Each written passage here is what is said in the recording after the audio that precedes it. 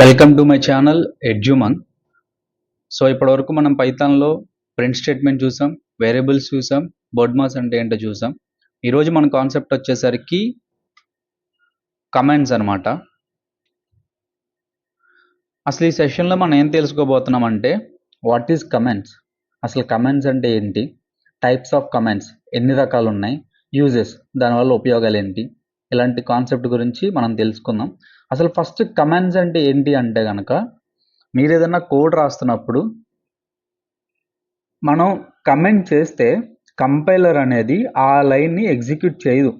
అంటే వస్తుంది, కంపైలర్ అనేది ఈ లైన్ దగ్గరికి వస్తుంది, మీరు అక్కడ కమెంట్ చేశారనేది అర్థం చేసుకొని నెక్స్ట్ లైన్కి వెళ్ళిపోద్ది అనమాట. ఇంక దీన్ని పట్టించుకున్నారో పట్టించుకోదు కోడ్. అలాగా మీరు ఎన్నిసార్లు కమెంట్ చేసినా అన్నిసార్లు కంపైలర్ అనేది దీన్ని పట్టించుకుని కూడా పట్టించుకోదు అనమాట. ఇది ఎవరి కోసం అంటే డెవలపర్, ఎవరైతే మనం కోడ్ రాస్తున్నామో వాళ్ళ కోసం యూజ్ అయ్యే ఒక ఎక్స్ట్రీమ్ ఫీచర్ అనమాట. సో మనం ఈ కమాండ్స్ అనేవి దేనికి వాడతాం, యూజెస్ ఉండాలి కదా. పైథాన్ ఊరికనే డెవలప్ చేయలేదు కదా. సో ఆ యూజెస్ ఏంటి అంటే ఇంప్రూవింగ్ కోడ్ రీడబిలిటీ. అంటే ఏంటంటే ఫర్ ఎగ్జాంపుల్ అక్కడ ఒక కాంప్లెక్స్ ఫంక్షన్ అనేది ఒకటి ఉంది పైథాన్లో అనుకుందాం, ఒక కాంప్లెక్స్ కోడ్ అనేది ఒకటి ఉంది అనుకుందాం. ఇప్పుడు అది ఏంటి అనేది మీకు అర్థం కావట్లా. సో ఇప్పుడు నేను డెవలప్ చేశాను ఆల్రెడీ, నేను ఏం చేస్తానంటే ఆ కోడ్కి సంబంధించి కొంత డిస్క్రిప్షన్ రాస్తా. ఒరే బాబు ఇక్కడ ఏపీఐ జరుగుతుంది, ఇక్కడ ఇది జరుగుతుంది, ఇది ఇక్కడ డేటాబేస్ కనెక్ట్ అవుతుంది, వాట్ ఎవర్ ఇట్ ఈస్, ఒక సమ్ ఇన్ఫర్మేషన్ అనేది నేను కామెంట్ చేస్తా. సో నెక్స్ట్ ఎవరైతే ఈ ప్రాజెక్ట్ని హ్యాండిల్ చేస్తారో వాళ్ళు ఈ డిస్క్రిప్షన్ చదివి ఓహో ఇక్కడ ఇది జరిగిందనమాట, ఓకే ఇక్కడ ఇది చేశారనమాట అనే ఒక నాలెడ్జ్ గెయిన్ అనేది జరుగుతుంది. ఓకే, డీబగ్గింగ్ కోడ్ చాలాసార్లు మనం ఇది అబ్జర్వ్ చేస్తూ ఉంటాం. మీరు మీమ్స్లో కూడా చూస్తూ ఉంటారు. ఏదన్నా ఒక బగ్ వచ్చిందంటే కనుక సైలెంట్గా కమెంట్ చేశారా అంటారు. ఓకేనా, మళ్ళీ అంటే టెస్టింగ్ కోడ్ మనకి ఇష్యూ రైజ్ చేస్తాడు, సో మీ కోడ్లో బగ్ ఉందని. ఆ టైంలో ఏం చేస్తారు, దాన్ని కమెంట్ చేసేస్తారు చాలా మట్టుగా. సో అది మంచి పద్ధతి అయితే కాదనమాట. మోస్ట్లీ ఆ బగ్ అనేది సాల్వ్ చేయాలి, ఎందుకంటే తిరిగి మళ్ళీ ఎప్పటికైనా వస్తుంది. సో ఆ డీబగ్గింగ్ కోసం యూస్ చేస్తారు. డాక్యుమెంటేషన్ అంటే ఏంటంటే చెప్పాను కదా, ఏదన్నా కాంప్లెక్స్గా ఒకటి ఉంది అంటే కనుక దాని గురించి మనం తెలుసుకోవడం కోసం కామెంటింగ్ అనేది యూస్ చేస్తాం.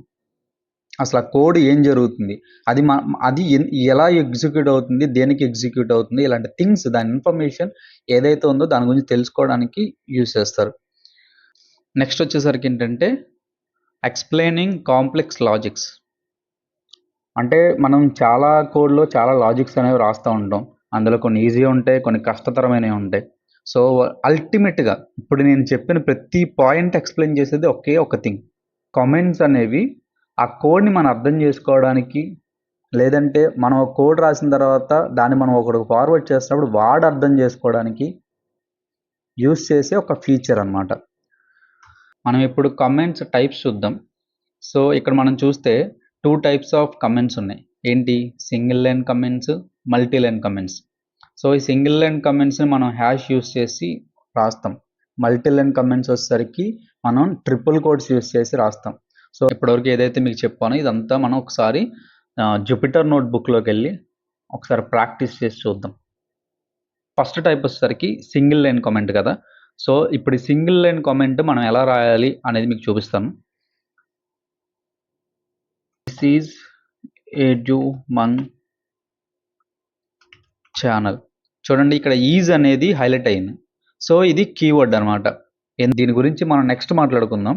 సో ఇది ఎగ్జిక్యూట్ చేస్తే మనకి జనరల్గా ఎర్రర్ వస్తుంది, ఇన్వాలిడ్ సింటాక్స్ అని.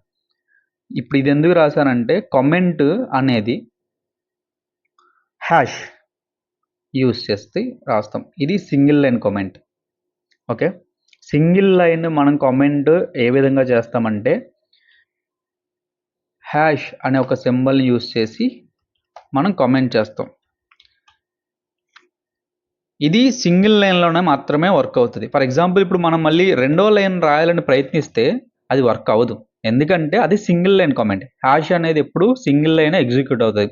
సో రెండో లైన్ కూడా మీరు ఎగ్జిక్యూట్ చేయాలంటే కనుక మళ్ళీ హ్యాష్ పెట్టడమే. మూడో లైన్ కావాలి, థర్డ్ లైన్ మళ్ళీ హ్యాష్ పెట్టడమే. ఫోర్త్ లైన్ కామెంట్ చేయాలి, మళ్ళీ హ్యాష్ పెడుతున్నాం. సో దీనివల్ల టైం వేస్ట్. ఓకే. ఎందుకు అంటే గనక ఇప్పుడు ఫర్ ఎగ్జాంపుల్ మీరు ఒక 10 లైన్స్ డిస్క్రిప్షన్ రాయాలి. ఎన్నిసార్లని హ్యాష్ పెట్టుకుంటా పోతారు? సో, దానికోసమే ఇంకొక కాన్సెప్ట్ ఏంటంటే multi line comment. Full quotes mention చేయాలి. This is comment in second line moved to third line. చూడండి, నేను ఎన్ని లైన్లు రాసినా సరే అది కామెంట్గానే కన్సిడర్ చేస్తుంది, అంతే తప్ప టెక్స్ట్గా అయితే మనకు చూపించట్లేదు. అవునా?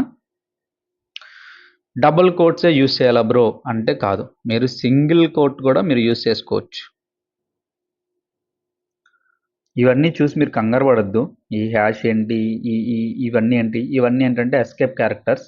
ఆ కాన్సెప్ట్ వచ్చినప్పుడు నేను మీకు క్లియర్గా చెప్తా. ఇప్పుడు నేను ఏదైతే చెప్తున్నానో అది మాత్రం అబ్జర్వ్ చేయించాలి. అంతకు మించి మీరు అక్కడ ఏం వచ్చినా సరే ప్రతిదీ మనం కవర్ చేద్దాం, అవి ఫ్యూచర్లో వస్తాయి. కానీ ఇప్పుడు చెప్తుంది మాత్రం అర్థం చేసుకోండి. అంటే నేను ట్రిపుల్ కోట్స్ వరకు నేను మీకు చెప్పాను. సో అక్కడి వరకు మీరు అర్థం చేసుకోండి. ఇంకే కోడ్లో ఏది వచ్చినా మీరు పట్టించుకోవద్దు. Okay. So single quotes, this is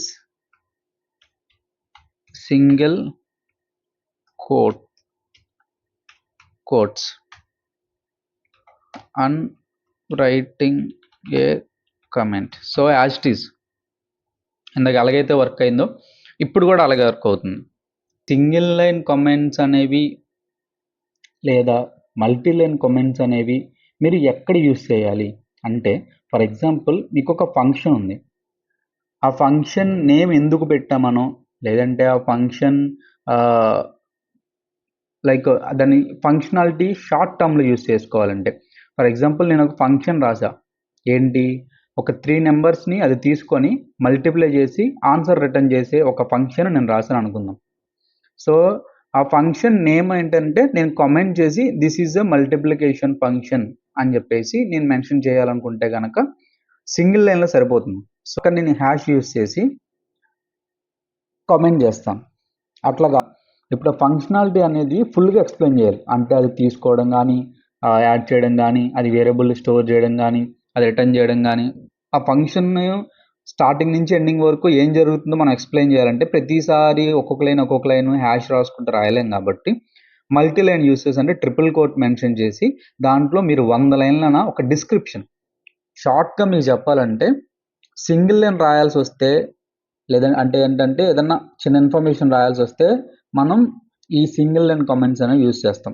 multi line అక్కడ అంటే ఒక డిస్క్రిప్షన్ ఇవ్వాల్సి వస్తే, ఆ కోడ్లో ఏదైనా ఫంక్షనాలిటీ గురించి అవని ఇంకా దేని గురించి అవని ఒక డిస్క్రిప్షన్ లాగా మనకి ఇవ్వాల్సి వస్తే ఈ మల్టీ లైన్ కమెంట్స్ అనేవి యూజ్ చేసుకుంటాం. మీకు ఆ సమ్మరీ ఏంటంటే, కమెంట్స్ అంటే ఏంటంటే మనం కోడ్ అర్థం చేసుకోవడానికి పైథాన్ వాడు మనకి ఇచ్చిన ఫీచర్ అనమాట. కామెంట్స్ చేసి ఇక్కడ ఇది జరుగుతుందిరా బాబు, ఇక్కడ ఇది జరుగుతుందిరా బాబు అని చెప్పేసి మనం మెన్షన్ చేస్తాం. సో ఈ కమెంట్స్ అనేది ఏదైతే కంపైలర్ ఉందో ఆ కంపైలర్ అనేది కమెంట్స్ని ఎగ్జిక్యూట్ చేయదు, ఆ పార్ట్ స్కిప్ చేసేసి నెక్స్ట్ కోడ్కి వెళ్ళిపోతుంది. కమెంట్స్ అనేది ఒక అద్భుతమైన ఫీచర్ అనమాట. అది ఉండబట్టే ఈరోజు చాలామంది డెవలపర్స్ ఆల్రెడీ డెవలప్ చేసిన కోడ్ మనకి ఇచ్చినా సరే ఆ కమెంట్స్ చూసి ఓకే ఇక్కడ ఇది జరుగుతుంది అనమాట అని అర్థం చేసుకొని ముందుకు వెళ్తున్నారు. సో కమెంట్స్ అనేది చూడడానికి చాలా చిన్నది, hash, double quote, triple quote ఇవే కదా అని మనం అనుకుంటాం, కానీ దానికి ఉన్న అడ్వాంటేజ్ అనేది చాలా గొప్ప అడ్వాంటేజ్ అనమాట. సో ఇది సమ్మరీ వచ్చేసరికి. అండ్ నెక్స్ట్ నుంచి నేను ఏంటంటే, ఇప్పుడు మీరు ఈ వీడియో కింద కామెంట్స్ చేయండి మీ డౌట్స్ అన్ని. సో నెక్స్ట్ వీడియోలో పాసిబిలిటీ ఉంటే కనుక ఆ కామెంట్స్కి ఎక్స్ప్లెనేషన్ నెక్స్ట్ వీడియోలో బ్రీఫ్గా ఇస్తాం. ఓకే. మరిన్ని ఇన్ఫర్మేటివ్ వీడియోస్ కోసం సబ్స్క్రైబ్ చేసుకోండి, బెల్ ఐకాన్ అనేది ఆన్లో పెట్టుకోండి, అప్పుడే నోటిఫికేషన్స్ అనేవి మీకు వస్తాయి. షేర్ చేయండి, ఈ ఇన్ఫర్మేషన్ అనేది అదర్స్కి కూడా చాలామంది యూజ్ అవుతుంది, అండ్ లైక్ చేయండి. Thank you.